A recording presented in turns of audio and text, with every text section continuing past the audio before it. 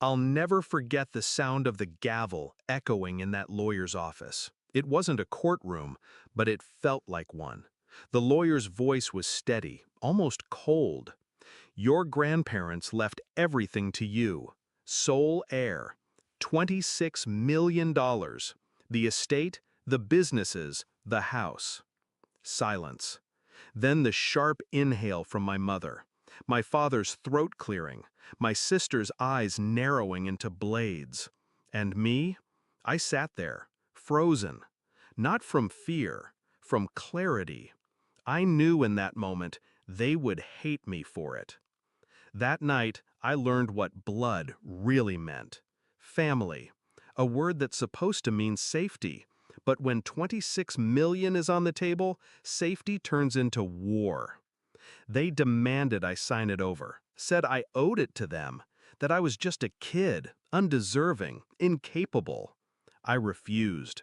So they did what I half expected. They threw me out.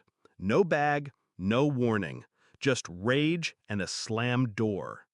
I stood on the street with nothing but the keys to my grandparents' house, and for the first time, I felt more like their child than my parents.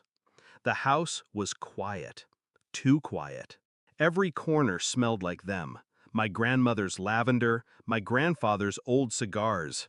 And underneath it all, a weight. Their absence was everywhere. But I wasn't alone. Not really. Because as I walked through the hallways, I could almost hear my grandfather's voice. "We prepared this for you. Don't let them take it." That's when the shift happened inside me. I wasn't going to beg. I wasn't going to run.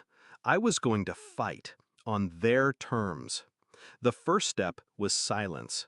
When the calls came, shouts, threats, my father's booming voice demanding meetings, I ignored them. They wanted me rattled. I gave them stillness instead. The second step was control.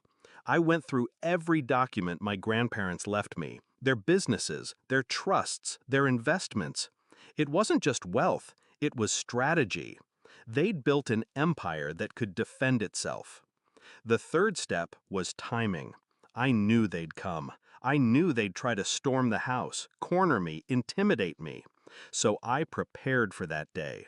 And it came. The knock wasn't polite. It was a siege. 3 of them on the porch, my parents, my sister, faces twisted with entitlement and rage. "Open up," my father barked. When I didn't move, he slammed his fist against the door. "You don't deserve that house, that money. You hand it over now or we'll—" I opened the door. Calm, no fear. And I wasn't alone.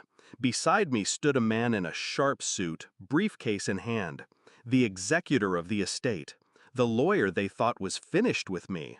But he wasn't alone either. 2 more figures stood just behind him. Security. My security now. Hired through the trust my grandfather set up for exactly this scenario.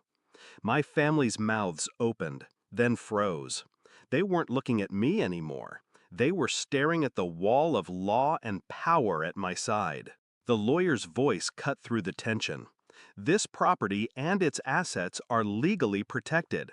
Any attempt to enter or harass the heir will be treated as trespassing and prosecuted. My mother's face drained. My father's jaw locked. My sister actually stepped back.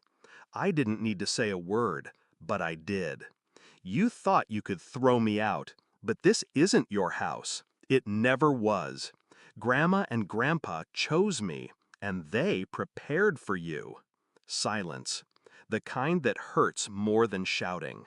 They wanted me helpless. Instead, they were the ones standing outside, powerless, looking in. And in their eyes, I saw something I never expected: fear. The confrontation ended there. They left, not with victory, but with the sour taste of defeat. And I closed the door. But I didn't celebrate, not right away, because revenge isn't about noise, it's about precision. And mine wasn't finished. The next weeks, I locked everything down tighter. rewrote the businesses under new protections, cut off their access to every credit line, every favor, every back door my grandfather had once allowed them.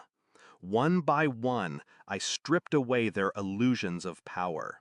I didn't scream, I didn't gloat, I just dismantled them, quietly. Now when they look at me, they see more than the heir. They see the reminder of what they lost, the reflection of the grandparents they underestimated, and the wall they can't climb. Do I feel guilty? No. They chose greed over blood.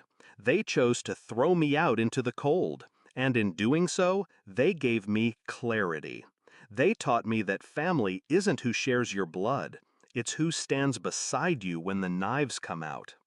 Sometimes at night I sit in my grandfather's study, the lights low, the silence heavy. I pour a glass of his whiskey, and I wait, just long enough to hear the echo of his laugh in the walls. And I whisper, "They tried, Grandpa, but they failed. You built this for me, and I'll never let them take it." That's not grief speaking. It's promise. It's vengeance carried to completion. Because the truth is simple.